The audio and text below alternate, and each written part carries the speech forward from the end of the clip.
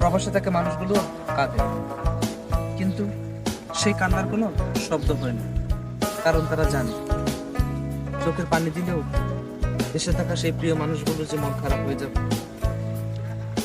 তাই কাঁদলেও চুপচাপ কাঁদে। ফোনে মা জিজ্ঞাসা করে, বাবা কেমন আছো?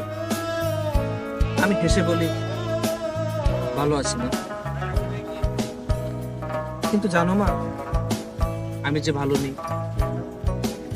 এই চার দেয়ালের ভেতরে আমি একা, একদম একা। নিজেকে হারিয়ে ফেলেছি দায়িত্বের ভারে।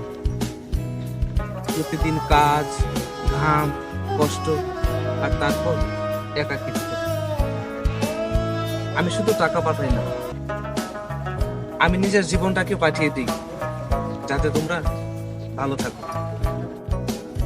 যারা প্রবাসে আছে তারা কষ্ট লুকিয়ে রাখে, কারণ দেশে থাকা মানুষগুলো যেন না কাঁদে।